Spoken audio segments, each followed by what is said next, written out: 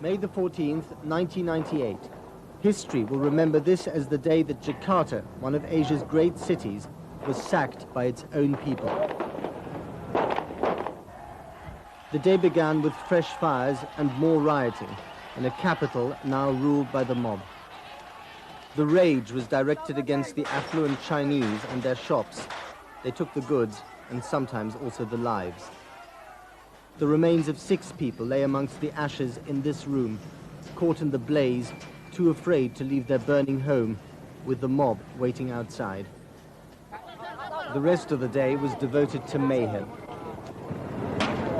There was little these people didn't take offense to. Even a traffic light was guilty. These looters took the kind of huge television set that most people dream of, but their urge to destroy was greater than their desire to keep. Sheer anarchy, reason suspended. This was one of the scores of department stores ransacked by the people from the slum next door. Anything was worth grabbing as long as it was free. Once the symbols of Asia's newfound wealth, the shopping malls have now incurred the wrath of a mob impoverished by the financial crisis. Against the man in the picture, President Soeharto, still abroad while his city burns.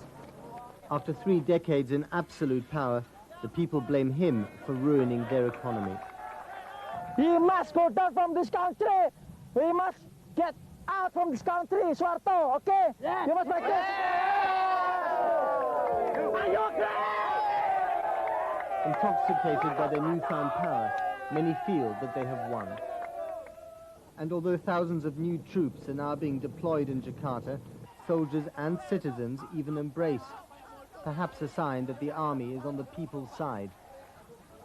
Or perhaps not. It's far too early to tell.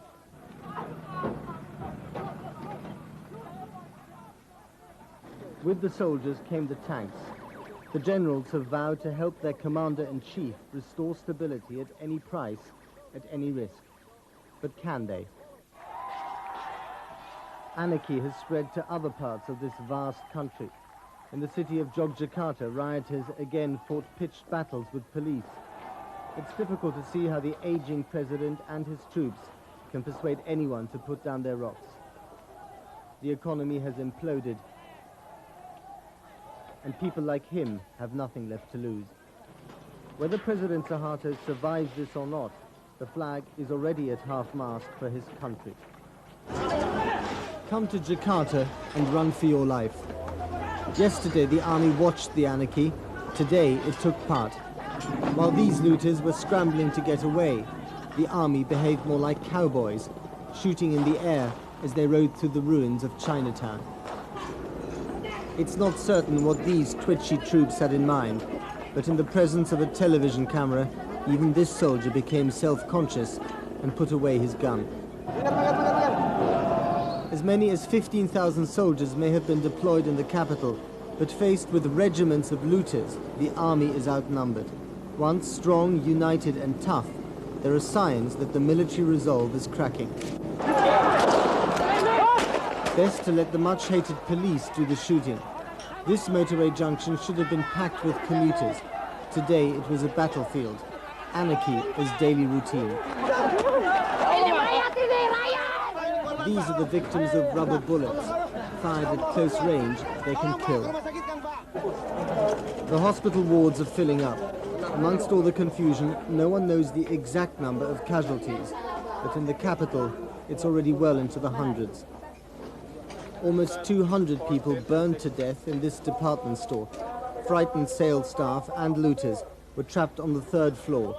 The blaze was started by the mob. Ritual humiliation for the looters. These men were forced to waddle like ducks, and these to eat the goods that they had stolen. It's time to leave the madhouse that is Jakarta. The airport is crammed with expatriates heading out on any flight to anywhere. France, Canada, Australia, the United States, and now Britain are all evacuating their nationals. This is what they leave behind, a vicious power struggle brewing on the city's mean streets. There are signs that some factions in the army are deserting their president. He in turn has tried to curry favor by cutting fuel prices for his destitute population.